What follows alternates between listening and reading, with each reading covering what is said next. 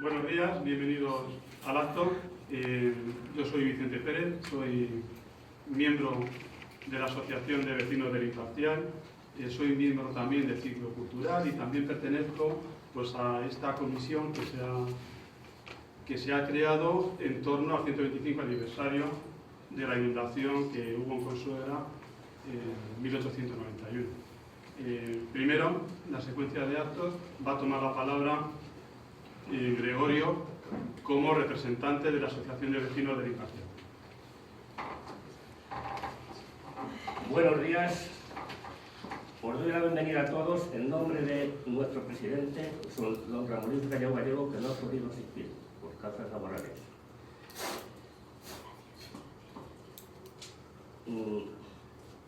Os doy la bienvenida a todos en nombre de la Asociación de Vecinos del Barrio del Imparcial. Ya está, ¿no? Muchas gracias, Gregorio. Toma la palabra Jesús Romero, concejal de Cultura del Ayuntamiento. Buenos días a todas las personas que nos acompañan hoy. Muchas gracias por asistir. Damos el pistoletazo de salida a la primera semana del patrimonio consaburense y concretamente al ciclo de conferencias que se han programado. Hay que dar las gracias a la Asociación de Vecinos del Imparcial porque hemos utilizado y siempre han estado a disposición, han puesto a disposición su sede y su semana cultural para programar estas primeras jornadas. Muchas gracias también a todos los ponentes que van a participar por ponernos y acercarnos un poco más a la historia de nuestro municipio. Y bueno, pues es una semana de patrimonio que hemos creado con mucho trabajo, con mucha ilusión, y esperemos que a todos les gusten y sobre todo tanto a los niños como a las personas mayores y todas las personas que estén interesadas en ello, nos acerquen un poco más, nos informen de todo nuestro pasado y de toda nuestra historia.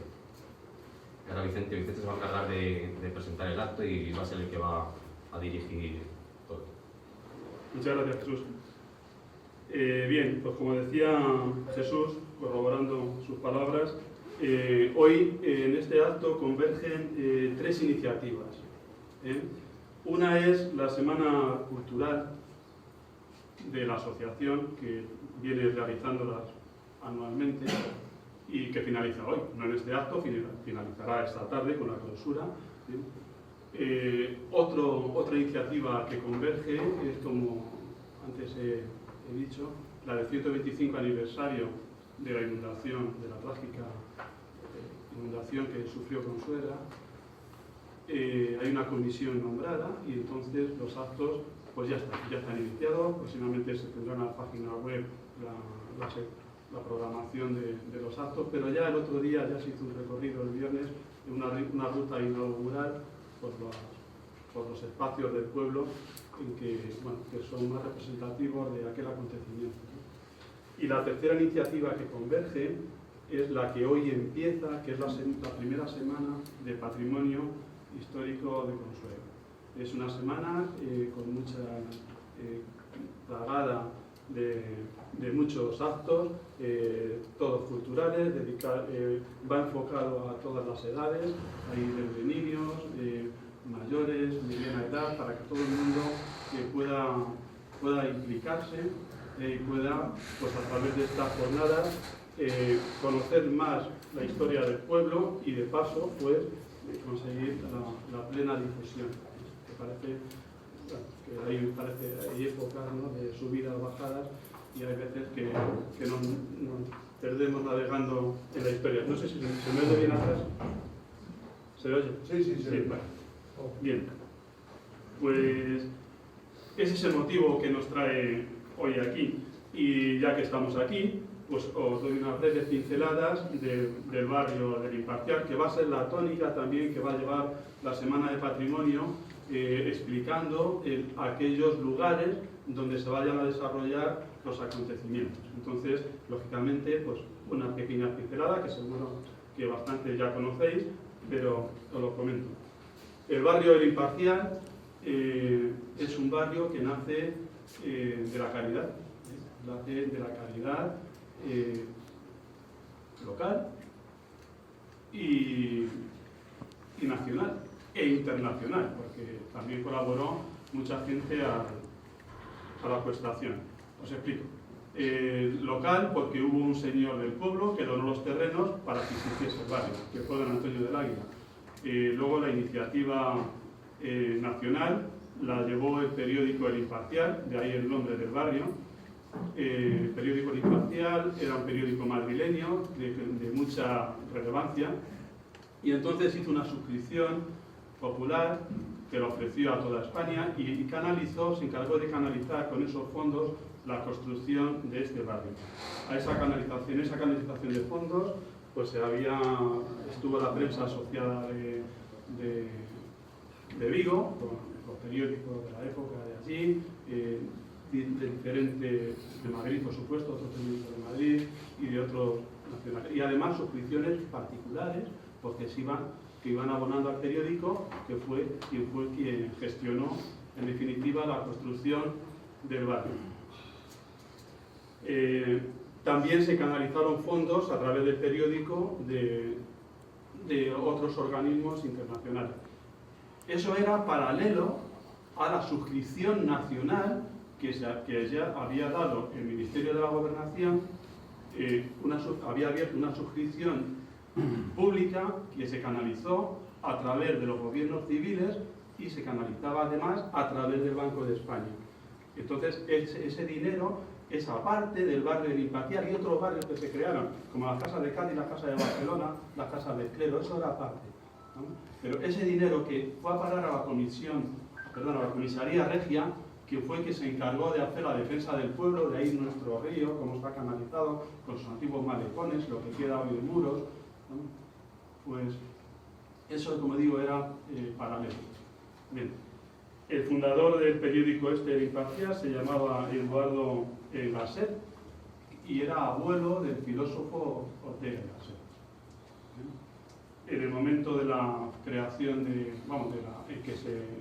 que la Junta Repartidora repartió las casas a los damnificados que se habían quedado sin casa y no estaba inscrita en el empadronamiento, pues, como digo, en el momento ese, el director del periódico era ya el hijo del fundador, que se llamaba José Gasset, Chinchilla. Como puntos emblemáticos del barrio, pues tenemos la misma estructura, ¿no? La urbanización, cómo está organizado el barrio en 8 manzanas, no son todas, son 2 manzanas paralelas, una calle por medio, la calle de Vigo, no son todas las manzanas exactamente iguales, hay manzanas que tienen a 12 casas y hay manzanas que tienen a 8 casas. Punto emblemático también es el pozo de Imparcial, que fue sufragado por el tercer duque de Valencia, que era sobrino del general O'Donnell, general y luego presidente del gobierno, con el gobierno de Isabel II. La iglesia que tenemos, que es muy similar a la iglesia que tenéis en Quintanar de la Orden, puesto que el arquitecto, segundo, porque el primer arquitecto fue Ezequiel Martín Martín, que era el arquitecto provincial de la Diputación, pero luego ya, a 1 de noviembre del 91, ya se hicieron cargo los hermanos Martín de Villajos, fundamentalmente Agustín Martín de Villajos, que se encargó ya pues, de llevar la dirección de las bandas, el proyecto y las obras, porque el proyecto inicial fue ligeramente modificado. Como decía la iglesia, se pone la primera piedra el 1 de octubre de 1892, coincidiendo con el reparto de las casas, pero la iglesia no se da culto hasta 1896 por el hallazgo que pudieron sufrir.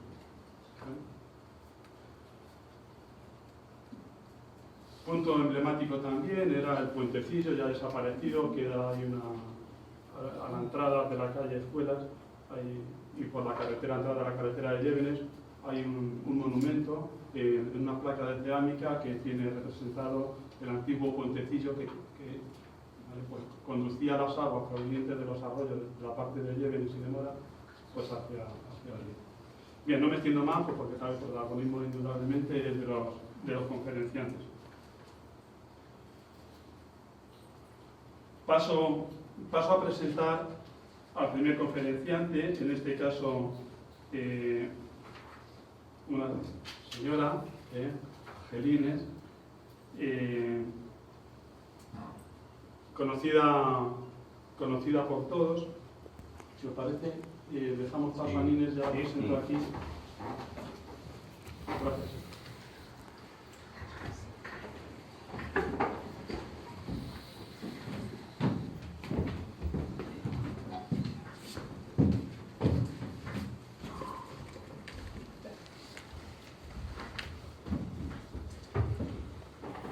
La gran mayoría conocemos a Angelines, si nos permite, Nines. Sí, sí, sí. Bien. Pues Nines es hija de Elías, ¿verdad? Una figura carismática en el pueblo.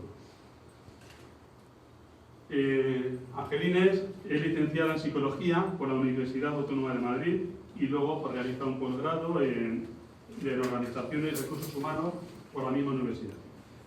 Actualmente es profesora de enseñanza secundaria en el Instituto de Enseñanza Secundaria Consaburum y desempeña las funciones de jefa del Departamento de Orientación y además es coordinadora de Erasmus en Ituini, ¿no? Que se refiere pues, a programas de colaboración y proyectos internacionales, siendo también administradora de esta oficina internacional.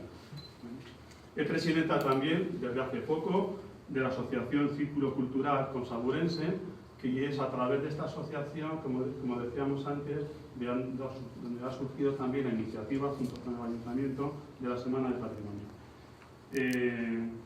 Pertenece también a la comisión organizadora del 125 aniversario, es coordinadora de esta primera Semana de Patrimonio, y ya en el 2013-14 fue coordinadora y ponente de un proyecto de formación de profesorado titulado Tesoros de mi localidad, a través de la Consejería de Educación de la Junta de Comunidades de Castilla-La Mancha. También en el 2014 coordinó el proyecto CALEI2, de investigación con alumnos de Consaburum, el nombre de mi hijo. Es colaboradora de un cuaderno, del primer cuaderno de Historia y Cultura Popular en Madridejos, el primer volumen, que hay aquí los colaboradores, como están, iniciativa Paco Domínguez. Bien, y entonces en esa colaboración pues, encontramos un artículo suyo, que es Fray Benito de los Infantes, el héroe que nació de la inundación de Consuegra. También es autora de varios blogs, uno de ellos es el de divulgación de Historia y Cultura de Consuegra, titulado Tesoros de Consuegra, que tiene más de 60 artículos, y luego otro blog relativo a la arqueología, llamado Proyecto Consabura, del que fue de este proyecto miembro del equipo fundador. En cuanto a la ponencia, de la que nos va a hablar Nines, pues en principio va a abarcar prácticamente casi todas las facetas de la inundación, ¿no? Nos va a hablar del principio de los orígenes, características hidrográficas del río Amarguillo. Nos hablará también del contexto histórico y social en el que se encontraba Consuegra en el momento de la inundación. Describirá los desencadenantes de la tragedia en relación con el fenómeno meteorológico que dio lugar a ello. Nos dará algunas pinceladas de los cronistas de la época, ¿no? Según lo transmitieron ellos. Nos hablará también de aquellos héroes que ayudaron a mitigar esos trágicos momentos de la inundación, entre ellos los padres franciscanos, aunque hubo más gente, hubo gente de los pueblos alrededor, pero eso ya nos hablará Nines. Aparecerán figuras como la de Santiago Rusiñol, ¿no? Que colaboró en cierta forma, ya nos lo explica, ¿vale? Y luego también nos hablará del eco que tuvo, la resonancia que tuvo en la prensa nacional e internacional. Y por supuesto, no hay duda, pues saltará la importancia que tuvo la caridad para Consuelo. Entonces, sin más, dejo la palabra a Inés Anaya.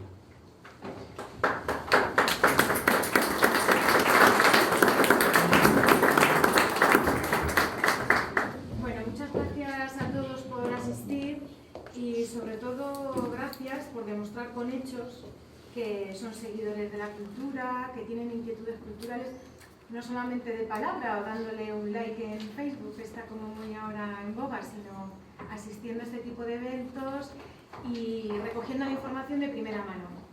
Me gustaría comenzar mi presentación por el final, que es la bibliografía. Yo creo que en realidad, y es el espíritu que tiene la Asociación Círculo Histórico Cultural Consaburense, nos subimos los investigadores, o no me atrevería a decirlo así, las personas que tenemos inquietudes en estos temas, en realidad nos subimos a hombros de gigantes, es decir, nos basamos en trabajos anteriores, en publicaciones, etc. Entonces es de recibo hacer un reconocimiento, y como sé que luego al final estamos con muchas prisas y lo dejamos rápido y ni lo leemos, pues quiero comenzar con eso, pues las publicaciones de don José Lara, de Francisco Domínguez, de Miguel Ángel Cañadilla, que hoy va a ser uno de los ponentes, quizás sea la publicación más actual, de Julio Ortiz, etcétera, etcétera. Todos aquellos escritores consaburenses, investigadores, como Pepe García Cano, etcétera, etcétera, pues que han ido con su trabajo y su curiosidad y su inquietud, pues construyendo y creando esta historia. Por lo menos realizando documentos y materiales para que nosotros la podamos conocer.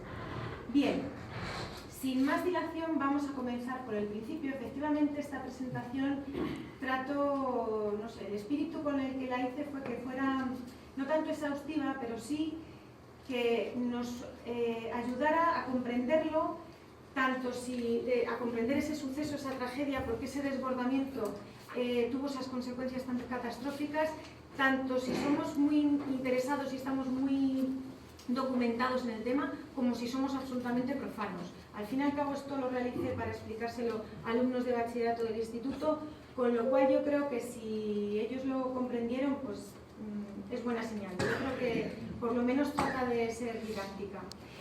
Fundamentalmente me encantaría que nos fuéramos de esta conferencia, por lo menos de mi ponencia, con dos ideas como muy claras, muy básicas, que es el papel que jugó el río Marguillo, no solamente en la inundación de Consuegra, sino ese papel vital, fundamental, protagonista en la historia de Consuegra, de Consaura, como posiblemente uno de los desencadenantes principales de que los primeros pobladores de estas tierras se asentaran aquí.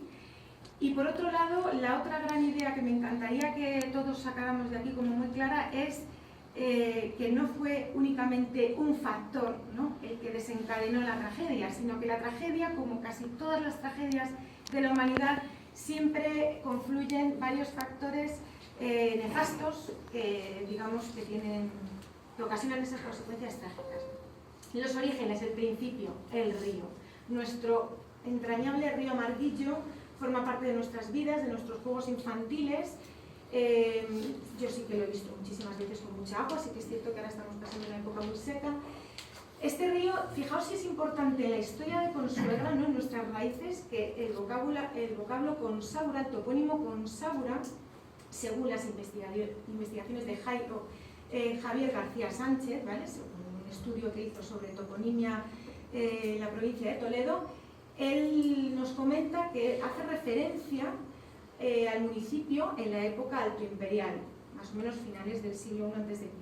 Sería un origen, este topónimo, prerromano, indígena, ¿vale? Y estaría compuesto este término por la preposición con, que significa confluencia, ¿vale?, y saba, que es un hidrónimo, que hacía referencia, según sus investigaciones, al río Marguillo, como se le denominaba en la época prerromana, ¿vale?, por los primeros pobladores de estas tierras. Con lo cual vendría a decir, pues, confluencia del río Saba. ¿Por qué confluencia? Pues porque saben, y ahora lo veremos, que confluyen en el río Marguillo varios arroyos, como el de Valdepuercas, el de Valdespino, que van a desembocar, vierten sus aguas al río Marguillo. Con lo cual, es como vital hablar del río porque forma parte de nuestras raíces más remotas. Entonces, con Saura, con Suegra, al fin y al cabo brotó del agua, ¿no? Estos primeros pobladores se asientan, buscan el amparo del río pues para prosperar, ¿vale? Y para facilitarles la vida. Entonces, ¿por qué nuestros antepasados más remotos se establecieron aquí, en estas tierras, y no en otro lugar?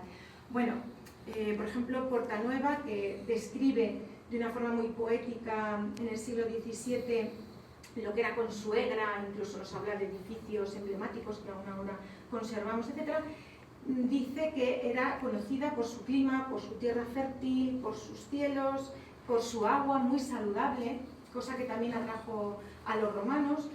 Pero no hay que olvidar que al fin y al cabo esta localización que nosotros tenemos en el centro de la península ibérica pues ha sido determinante pues, a la hora de conflictos, a la hora de defensa del territorio, de comunicaciones, etc. Es decir, no solamente confluyen ríos en Consuegra o arroyos, sino que también confluyen vías de comunicación, etcétera, etcétera. Con lo cual, el río Marguillo proporcionó, digamos, pues, irrigación para cosechas, agua para ganado, etcétera, etcétera, y hasta la llegada de la tecnología romana, ¿no? El acueducto, la presa, pues tuvo que ser bastante duro, pues acarrear agua para las necesidades básicas, etcétera, etcétera. Se utilizó su torrente para el consumo humano. Sí que es cierto que los romanos posteriormente prefirieron traer agua mucho más saludable de manantiales, pero el río estuvo siempre en el centro de la vida de los pobladores de Consuegra y además empezó a avanzar y a darse, ya en época romana hay crónicas, pues los primeros desbordamientos, que además se deben explicar y se deben entender por las propias características hidrográficas del caudal de la cuenca del Marguillo. Un poco breve hidrografía, pues nace en la Sierra de la Calderina, cerca de Morro Grande, en Urda, recorre 50 kilómetros, desemboca, como ustedes saben, en el río Cigüela, en el término de Herencia, y atraviesa las localidades de Urda, Consuegra, Madridejos, Camuñas y Villafranca de los Caballeros. Estas localidades fueron claves y también se vieron afectadas en menor medida en los sucesos que acontecieron el 11 de septiembre de 1981, ¿no? Carece de corriente continua, eso lo sabemos y lo comprobamos año tras año, y su caudal proviene de arroyos y cañadas, ¿no? Que recogen aguas y van a verter en época de lluvia, lógicamente, y vierten sus aguas al Marguillo.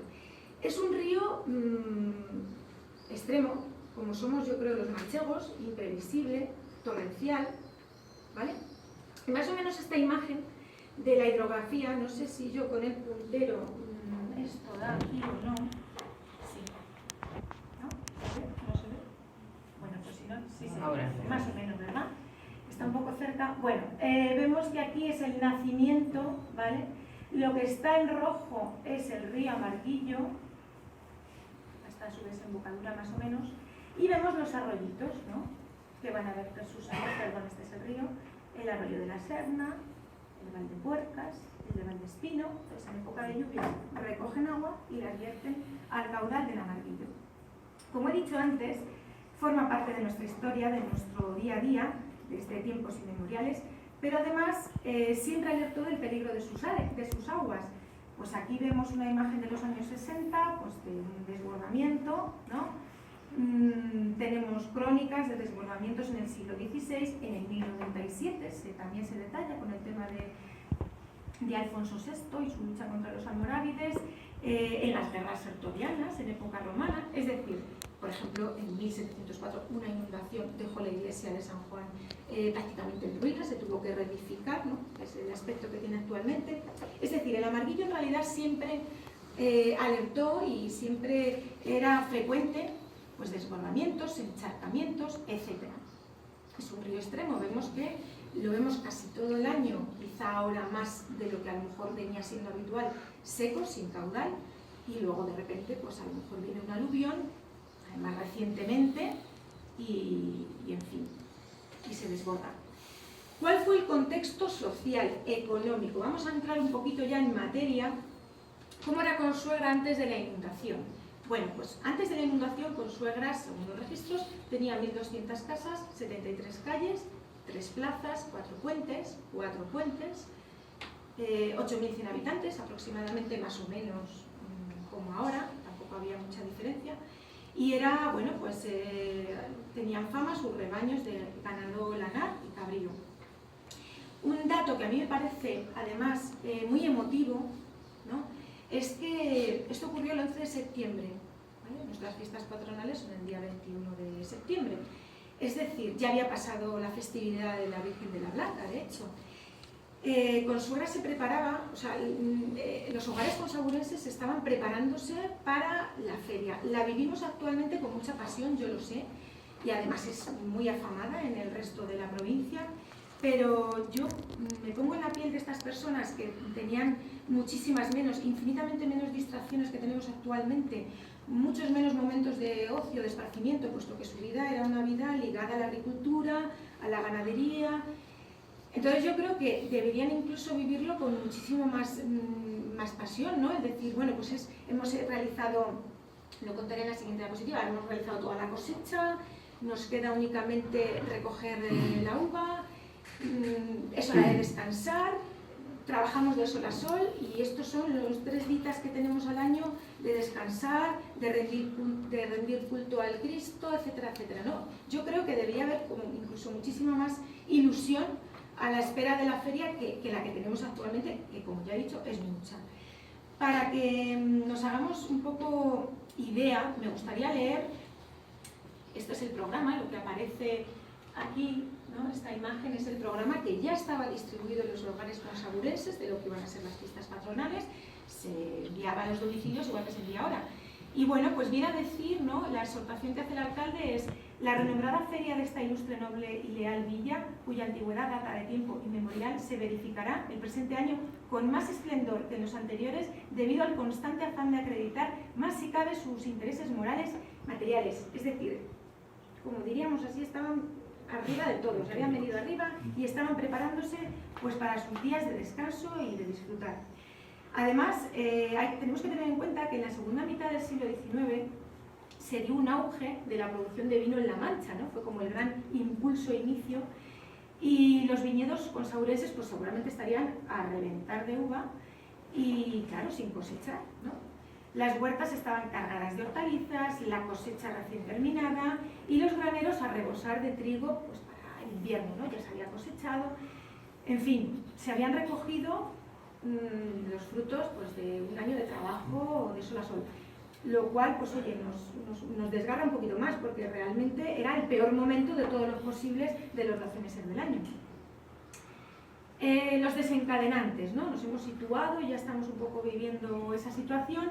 ¿Cuáles fueron los desencadenantes, ¿no? Todas esas variables que se sumaron todas juntas y trajeron aquel infortunio. Pues la primera, ¿no?, la primera que se nos ocurre y que efectivamente fue así, fue la gota fría, ¿no?, el fenómeno meteorológico en sí per se que ocurrió en esa fecha. Bueno, al fin y al cabo voy a intentar yo no liarme con las isobaras, etcétera, etcétera, creo que seré capaz, no lo sé. Bueno, teníamos aquí una masa de aire frío, ¿vale?, que esto es un mapa sacado de la página de la Agencia Nacional de Meteorología, es decir, es tal cual el mapa se vería como fue, vamos, es tal cual, es por el año, supongo, esta imagen. Bueno, pues entonces, esto es una masa de aire frío, se desplazaba hacia la península en dirección noreste, ¿vale?, por aquí, ¿vale? Aquí teníamos un anticiclón en Centro Europa, ¿vale? Estas líneas de color verde era un anticiclón, y además teníamos una masa de aire que se posicionó en el Golfo de Cali, aquí, ¿de acuerdo? Esto hizo que esta borrasca descargara una cantidad de agua torrencial, ¿de acuerdo?, en toda esta zona, fundamentalmente el centro y el este peninsular, ¿de acuerdo? Se vieron afectadas, pues Consuegra, lógicamente, Almería, que también, digamos que toda la ayuda gubernamental se orientó fundamentalmente a estas dos localidades, y también se vieron afectadas ciudades como Valencia, ¿no?, por esta gota fría, ¿no?, una tormenta del siglo, como le llaman también, que digamos que las causas meteorológicas son las que más o menos, con más o menos pericia, he intentado describir, ¿de acuerdo? Las grandes tormentas comenzaron no el día 11, sino el día 10, ¿de acuerdo? Pero se agravaron, se intensificaron el día 11. De hecho, en una entrevista que ha dado, por ejemplo, Florencio Rey, que es climatólogo, responsable de la cadena SER, de los servicios meteorológicos del CNN+, cuando le preguntaron por, no sé, pues catástrofes naturales debidas a causas meteorológicas que más le han impactado, etcétera, etcétera, él describió la catástrofe de Consuegra, la inundación de Consuegra en el siglo XIX.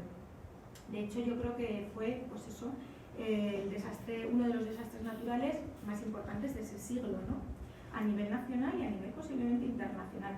Con todo esto, las nubes descargaron más o menos unos 185,3 litros de agua, ¿vale?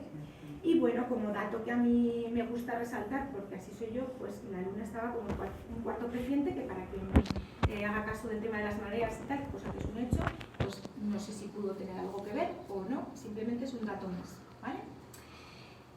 Otro de los causantes grandes demonizados después de la inundación fueron los puentes de sillería. En concreto este que aparece en las imágenes, tan maravilloso, que es el puente de la calle de los Gallegos. Bueno, ahora no se llama de los Gallegos, se llama calle Hermanos Quintero, pero siempre este puente le ves y dice puente de la calle de los Gallegos, porque así se denominaba cuando sucedieron los hechos. ¿Por qué fue uno de los grandes demonizados, uno de los señalados con el dedo como causante? Pues porque según las crónicas, los testigos oculares, los objetos, el gran torrente del Amarguillo, pues debido a tantas lluvias, etcétera, etcétera, venía con una fuerza torrencial, entonces arrastró a su paso pues troncos, maleza, pelos de labranza, etcétera, etcétera, ¿no? Que estaban desperdigados por los campos que atraviesan hasta llegar a nuestra localidad. ¿Qué ocurrió? Pues que se taponaron esos ojos, esos arcos, ¿de acuerdo?, de sillería, se taponaron, ya estaban, porque tenemos que tener en cuenta que el cauce, pues no estaba en buenas condiciones, lo voy a explicar en la siguiente diapositiva, entonces tampoco es que estuvieran, posiblemente estarían ya pues con objetos, cosas que van sobrando por ahí, se quedan, nadie las recoge, etcétera, etcétera, pero sí que es cierto que el día de la catástrofe se taponaron y desplazaron la masa de agua a ambos lados del cauce, con lo cual, claro, lo que había a ambos lados del cauce pues eran viviendas. La presa romana, otra de las grandes demonizadas fue la presa romana. Tenemos dos hipótesis, ¿vale? La hipótesis asumida hasta hace relativamente poco tiempo, y además por los testigos oculares de la catástrofe, ellos afirman que el agua se estuvo acumulando, ¿no?, durante todo el día del 11 de septiembre en la presa romana, ¿no? Incluso el alcalde de Urda alerta, ¿no?, al alcalde de Consuegra y le dice que hay una gran masa de agua acumulada en la presa, que entraba dentro de su término municipal. El comisario regio, Ventura García Sancho, también lo señala como causante a la presa romana, y sin embargo tenemos una investigadora que ha realizado una tesis doctoral en inundaciones históricas en la cuenca del Amarguillo, que afirma que la presa posiblemente ya estuviera destruida o en malas condiciones desde mucho antes, y que en realidad, bueno, pues eso no pudo pasar así como dicen, ¿no?, que en realidad si una presa se desborda por coronación, ¿no?, y entra en ruina, pues normalmente se derrumba toda ella, no solamente 50 metros. Hay dos hipótesis, entonces mi obligación es un poco ponerlas encima de la mesa, ¿vale? En las características de la presa no me voy a detener, porque además tenemos otra actividad en la presa romana en la Semana del Patrimonio, que bueno, pues vamos también a explicar un poco cuáles son sus características constructivas, técnicas, arqueológicas, etc. Parece, no está muy claro, pero parece cobrar fuerza la hipótesis de que es de época tardorromana, ¿de acuerdo? Tiene unos 4,8 metros de altura, ¿vale?, y más o debía tener 4,8 metros de altura, y más de 630 metros de longitud, es decir, esto la convierte en una de las presas más altas construidas y además la más larga conservada del Imperio Romano en Occidente. Entonces, bueno, pues podía contener más o menos unos 360.000 metros cúbicos de agua, ¿no? Esta obra, magnífica obra de la ingeniería, esta joya que tenemos en Consuegra, de la ingeniería civil romana, no impidió, bueno, pues que según los testigos oculares se llevara el río Amarguillo los 50 primeros metros del extremo norte, ¿no? Esa gran capacidad acumulativa que a la intención que se tenía cuando se construyó, pues fue quizá en esa noche pues una desventaja, y uno de los factores que ocasionó la tragedia. Y como digo, hay otra serie de hipótesis que excluyen a la presa como causante, ¿vale? Las condiciones hidrográficas de la cuenca del Amarguillo, efectivamente, yo creo que esa es una de las principales, ¿no? Para mí, a mi modo de verlo. Según también esta investigadora, Ángela Potenciano, si consideramos que, como nos va a comentar Zacarías, en esta época, entre el 1885 y el 1893, se vivió una etapa de máximas precipitaciones en la zona, ¿no? Una etapa húmeda, todo lo contrario a lo que estamos viviendo actualmente. Digamos que esta inundación en 1891 no tuvo que ser un episodio climático aislado, nos lo va a comentar muchísimo mejor Zacarías, sino que entró dentro de esa etapa más húmeda. Y fundamentalmente, ¿por qué la cuenca del Amarguillo? Bueno, pues hay que tener en cuenta este periodo, ¿no?, de lluvias intensas, hay que tener en cuenta la impermeabilidad que tenía el cauce debido a todos estos años de lluvias. La alta densidad del drenaje, ¿no?, el fluir muy lento, muy acumulativo. ¿Por qué? Pues porque el río discurre en la planicie manchega, ¿vale? Entonces, claro, como no hay pendiente, pues digamos que el fluir es muy lento, se acumula, ¿no? No tiene pendiente el cauce, entonces se presta a los encharcamientos, etc. Y luego, pues esos desniveles sin pendientes y además con una red hidrográfica muy mal jerarquizada, pues todo eso, ¿no?, hace que se contenga mal el agua en este cauce y además se libere de una forma muy lenta y se acumule. Otro de los causantes, ¿no?, algo que no ayudó, desde luego, la distribución de construcciones de tapial a ambos lados del cauce del río, literalmente pegados al cauce, ¿vale? Y además teniendo en cuenta que estas construcciones eran de tapial, cada vez quedan menos construcciones de tapial, me encanta esta porque además está bajando de mi casa, con lo cual la veo todos los días. Y bueno, pues el tapial al fin y al cabo es un material de tierra arcillosa, compactada y encofrada, es decir, soporta mal, desde luego la estructura es mucho más endeble que si es de piedra, ¿vale? Y los cimientos son mucho menos seguros, con lo cual pues eso ocasionó que muchas casas se derrumbaran literalmente y la gente falleciera por aplastamiento, ¿vale?, de las viviendas. Entonces, el cauce, como digo, era muy estrecho, como he dicho antes cuando hablaba del puente. Además estaba medio obstruido, estaba sin cuidar. El puente hubiera quedado actualmente en el cauce actual como muy raro, porque hubiera quedado como en medio, no hubiera ni muchísimo menos llegado de una orilla a la otra. Entonces, claro, es un cauce estrecho, con casas apiñadas, obstruido, mal cuidado, lleno de maleza. Los artesanos vivían por esa zona, con lo cual lo utilizaban el cauce también pues para dejar sus aparejos, su tal, como una expansión de su taller, algunos de ellos, con lo cual esto no ayudó, ¿vale? Esto era Consuegra antes de la inundación. Esta imagen está tomada y luego, bueno, sí, luego lo voy a enseñar cómo era después. Y además, otro de los factores, y este ya sería, creo, el último, es que les sorprendió mientras dormían, ¿no? Digamos que el gran aluvión les vino cuando se hizo de noche, con lo cual hubo poca capacidad de reacción para muchas familias y para muchas personas. En cualquier caso, siempre esto se veía venir, las casas empezaron a inundarse desde primeras horas de la mañana, pero como digo, los consabuneses estaban muy acostumbrados pues a las crecidas, no le tenían miedo, eso no fue un motivo de alarma para ellos en absoluto. Entonces, bien, vamos a pasar a describir la crónica, ¿no?, las horas. Insisto, recojo, tal y como lo describía Fray Benito de los Infantes en una entrevista que dio al periódico Siglo Futuro, posteriormente a ocurrir la catástrofe, es decir, es según lo cuentan los testigos oculares, ¿de acuerdo?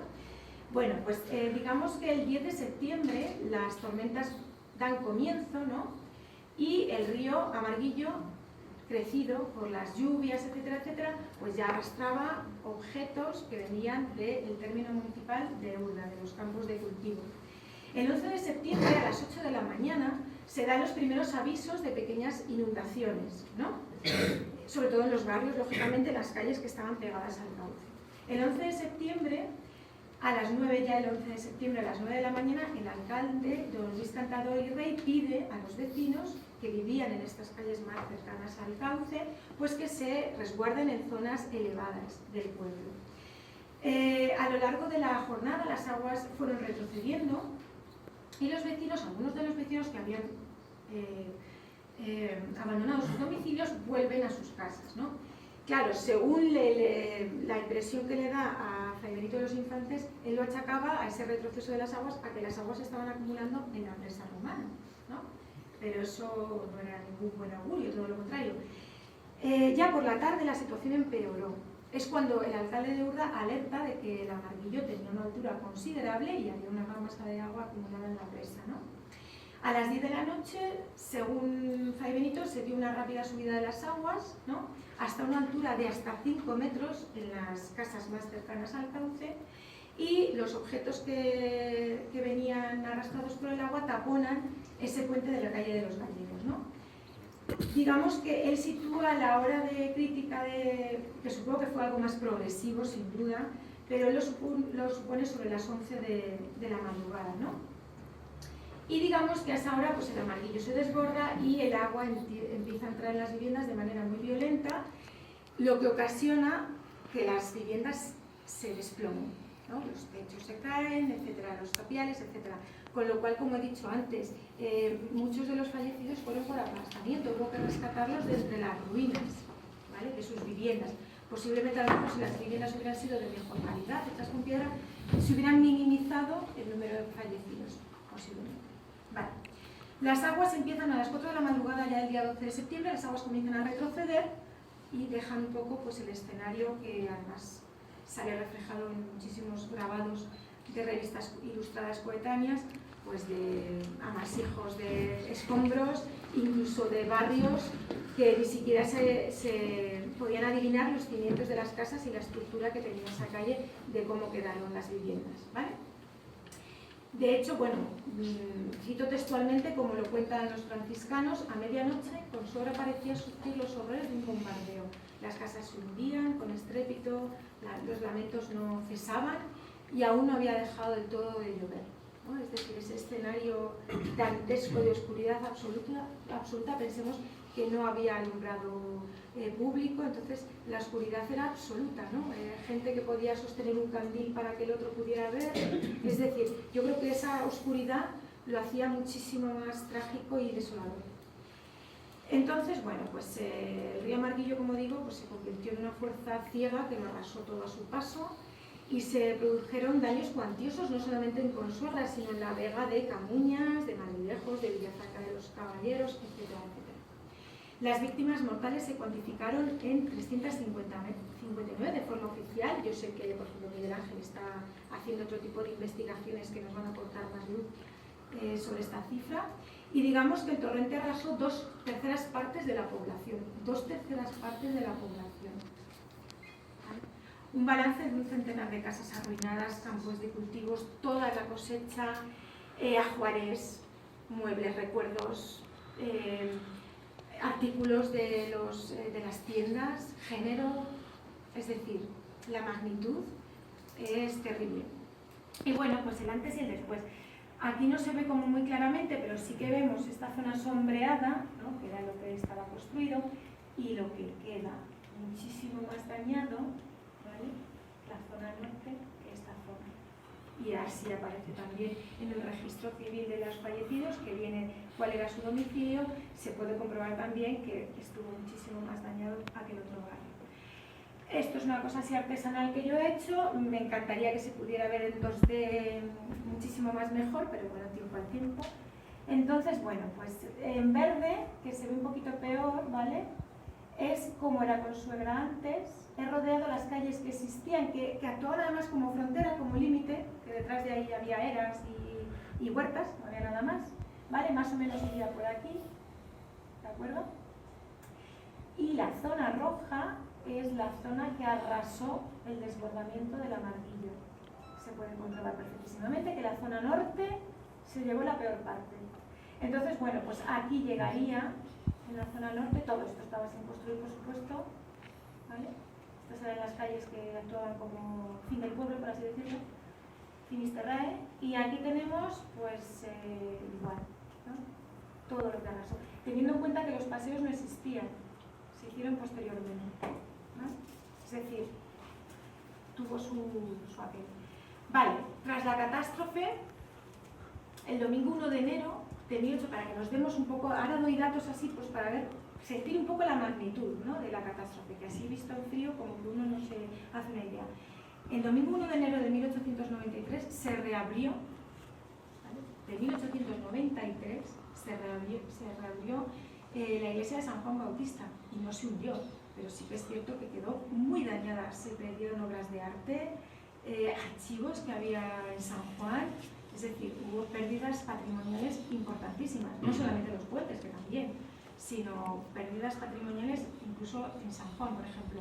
Fijaos cómo qué imagen tan bonita, cómo se ve, cómo está todo alrededor totalmente arrasado. Las aguas en San Juan llegaron más o menos a 3,26 metros, por ejemplo, como promedio en las viviendas. Pues en las viviendas quizá un poco más alejadas, ¿no?, las que estaban en la zona de la plaza, más o menos una altura de unos 70 metros en la calle San Francisco de Asís y 3,32 metros en las casas más próximas al río, ¿no?, de promedio.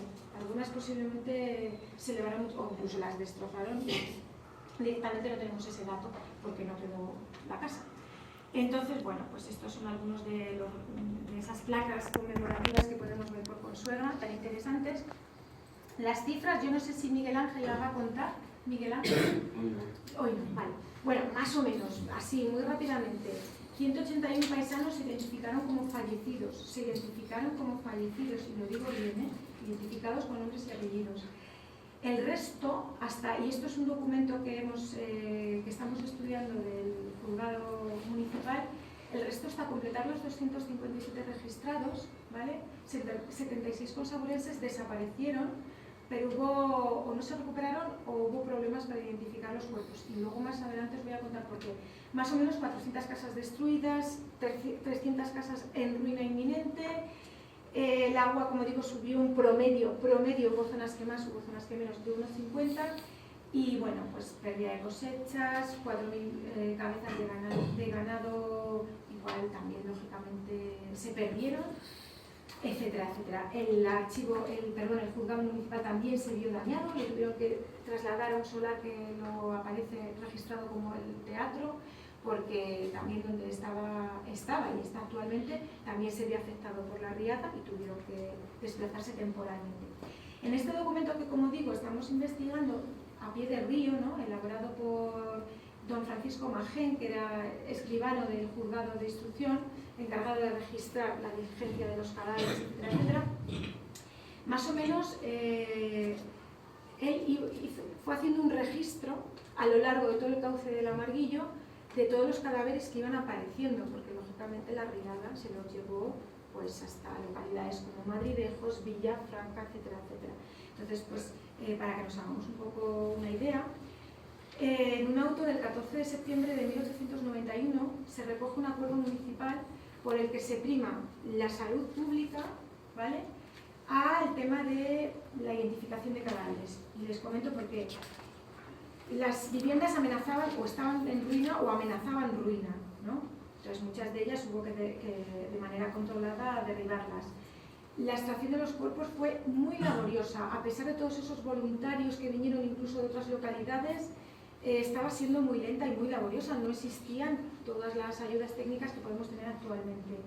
Y claro, los cadáveres que además están en contacto con el agua, pues su descomposición se acelera, con lo cual tuvieron un poco que dictar esta diligencia para primar lo que sería la extracción de los cadáveres y a lo mejor el tener que enterrarlos rápidamente a lo que sería su identificación, con lo cual ellos dictaron que se agilizara de tal forma que el que extraía el cadáver anotaba su aspecto exterior, las ropas que llevaba puestas, más o menos su edad, algún signo físico distintivo, se anotaba y posteriormente pues a las familias de desaparecidos o vecinos se les describía para que lo identificaran y dijeran, pues, es fulano o es tal. Claro, la identificación no fue como debe ser, viendo físicamente al cadáver, la familia, etcétera, etcétera, pero era una cuestión de salud pública, para evitar epidemias, para evitar enfermedades, para facilitar las cosas, pues tuvieron que agilizar de esa manera. Posiblemente hubo cuerpos que no se identificaron correctamente, muy posiblemente, pero digamos que fue una decisión que se tuvo que tomar en beneficio de los supervivientes. Más o menos por un mando municipal del 22 de octubre del 1891 obligan a las familias de los fallecidos, desaparecidos, a que acudan al juzgado a registrarlos, ¿vale? Como digo, les daban la descripción y si se asemejaba al familiar que tú habías perdido, pues entonces digamos que identificaban a ese cadáver con el nombre de esa persona. Y luego hasta el 26 de noviembre, digamos que no se hizo el registro definitivo. Los ciudadanos, los supervivientes acudían al juzgado, registraban a sus fallecidos y así sucesivamente hasta el día 26 de noviembre, ¿no? Hasta completar, como digo, los 257 registrados, ¿vale? Otros tantos pues desaparecieron con la riada, no se recuperan los restos o no fueron identificados. ¿Hubo héroes? Claro que sí. Hubo muchos héroes. También, como en todas las tragedias, hubo quienes se intentaron aprovechar de, que lo llaman además, la prensa coetánea los llamaba vampiros. Bueno, por el término de que había gente que intentaba beneficiarse. A niveles muy humildes, como pueden ser personas que estaban rescatando cadáveres como voluntarios y a lo mejor pues robaban alguna joya que tuviera el cadáver. En fin, pensemos que era una época de muchísima necesidad y había gente ya necesitaba antes de la inundación, muchísimo más después. Pero también hubo grandes héroes, ¿no?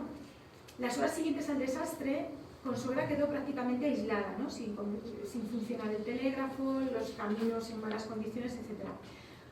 Pero no olvidemos que hubo localidades, vecinos nuestros, que nos ayudaron de una manera altruista y diligente. Por ejemplo, se rescataron 50 cadáveres en el término de Madridejos, en el río Marguillo, ¿vale? En Las Vegas, en los campos, en fin, donde había pasado el agua. La plaza de Consuegra, esta imagen, que además está mal editada, porque aquí la sitúa en, no sé si es en Quintanar, y esto es la plaza de Consuegra con una carreta que devolvía pues mantas, que además están como puestas en lo que era la verja que rodeaba la plaza, pues mantas, telas, ropas, etcétera, etcétera, que habían rescatado en Madridejos y lo trajeron aquí, ¿vale? Es decir, que tan mal no se debieron cortar. Y luego localidades como Villarrubia de los Ojos, que aportó 100 fanegas de cal viva para acelerar la descomposición de los cadáveres y evitar epidemias, etcétera, etcétera. Yo creo que realmente todos pusieron su granito de arena, como muy bien describe Miguel Ángel en su libro. La ayuda, digamos, vino a 3 niveles. El nivel más inmediato, que fue el de los primeros momentos, pues a través de gestión municipal, ¿no? Ayudas locales como los frailes franciscanos muy implicados, la Guardia Civil, etcétera, etcétera. En esos primeros momentos fueron los que dieron auxilio a las víctimas. Posteriormente, a partir del día 12, día 13, pues ya digamos que la noticia llega a Madrid y empieza el gobierno a movilizarse.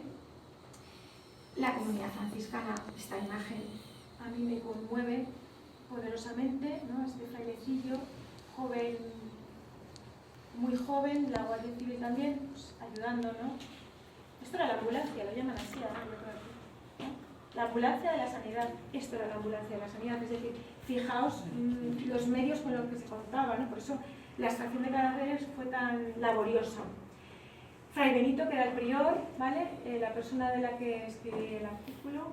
Bueno, y bueno, pues aparte de esta gestión municipal, local, por así decirlo, como bien dice Miguel Ángel, la gestión a través del gobierno, ¿no? A partir del 13 de septiembre, los ingenieros militares llegan, levantan el campamento en el solar del Circo Romano para realojar a las personas que habían perdido su vivienda, ¿vale? Contribuyen a las labores de desescombro, acondicionamiento de las vías, es decir, un trabajo de sol a sol ingente.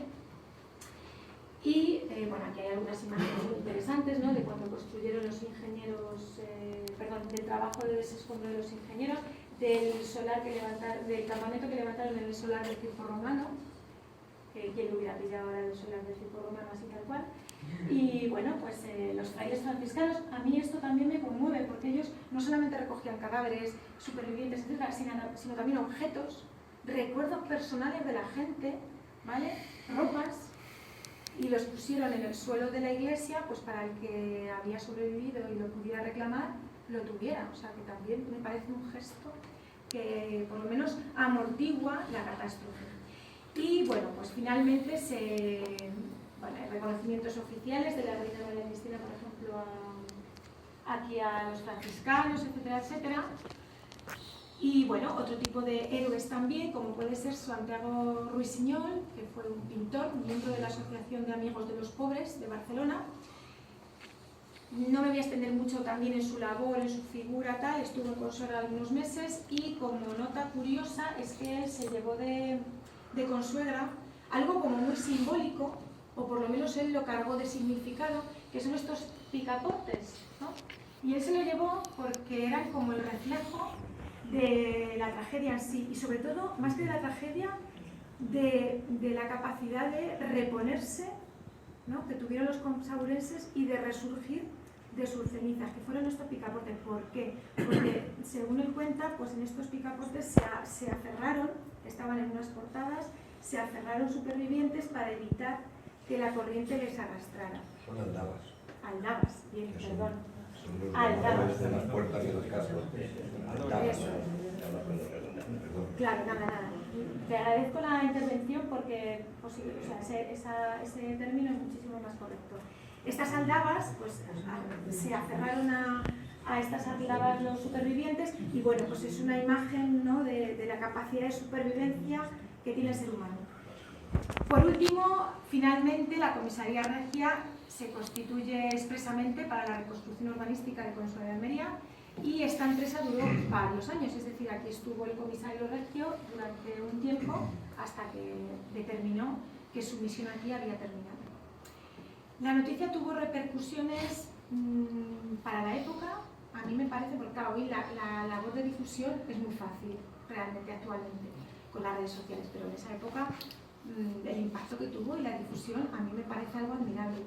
Y bueno, pues se desarrollaron obras culturales, de teatro, pequeños sonetos, etcétera, pues en beneficio siempre para la caridad, ¿no?, para Consuegra, para los damnificados, para recaudar fondos, pero al fin y al cabo nos han dejado un legado pues cultural muy importante. Y luego pues la difusión que tuvo en medios tanto nacionales como internacionales. ¿Vale? No me quiero extender mucho. Quizá los grabados que más conocemos son los de la Ilustración española y americana, pero hay muchísimas revistas de blanco y negro, El País, etcétera, etcétera, que se hicieron eco de la noticia. Y luego la prensa internacional, ¿no? London Illustrated News, Le Monde Illustré, New York Times, es decir, no sé, fue como, lo digo así de una forma muy bruta, pero como el tsunami de Indonesia, tuvo un impacto y una sensibilización, se generó en el resto del mundo importante, ¿vale? Incluso recientemente hemos cazado este periódico alemán, ¿no?, que no hay quien lo entienda, pero por ahí se puede ver por aquí Consuegra, creo que era, ¿no? Si uno lo mira así detenidamente, se lee Consuegra. Y ya solo por eso nos vale, porque en realidad no sabemos lo que pone, ¿vale? Bueno, pues entonces, lo más importante, y además es el lema ganador del concurso de logo y tal, va en esta dirección. Aprovecho para darle enhorabuena a quienes han ganado los concursos de logo y a la ganadora del lema también, me ha encantado su lema. Consuegra renace, ¿vale? Esa capacidad muy biológica que tiene el ser humano de reponerse y de tirar para adelante como sea. Los supervivientes se enfrentaban a una localidad totalmente devastada, sin cosechas, sin víveres, sin nada, sin recuerdos. Es empezar de cero. Pero dices, tengo lo más importante, estoy vivo, con lo cual puedo seguir, ¿vale? Y bueno, pues algunas consecuencias muy rápidamente. Se replanteó lógicamente el cauce del Amarguillo, también uno de los grandes causantes de la tragedia. No pudo encauzar toda esa cantidad de agua que vino, se amplió, se acondicionó, tal y cual lo vemos actualmente. Nuevos puentes, la pena es que algunos quedaron en ruina tras la riada y otros pues los tuvieron que tirar. y se construyeron nuevos puentes de hierro, de hierro que actualmente son los que están cruzando el Amarguillo. Y luego los consabrenses, como somos así, dijimos, pues vamos a ponerle puertas al río, literalmente, para que no vuelva a desbordarse. Se construyeron las compuertas, este documento es mítico, esta es mi familia de hecho, porque yo vivo enfrente, o he vivido toda mi vida enfrente. Estos son los malecones, ¿no? Que aquí hemos jugado horas y horas, y estas eran las compuertas. Aquí estaba preparado el edificio para poner las compuertas en caso de que fuera necesario ampliar el cauce. Digamos que era como otro segundo cauce más ampliado, ¿vale? De madera. Es una pena que, por ejemplo, esta estructura no quede. Queda más adelante del río, pero esta en concreto no está. Vale, se crearon nuevos barrios como el que estamos actualmente, el Imparcial, Casas de Cádiz, etcétera, etcétera. Hay gente que sabe mucho más que yo de eso. Y muchísimas gracias por asistir. Doy paso al siguiente punto.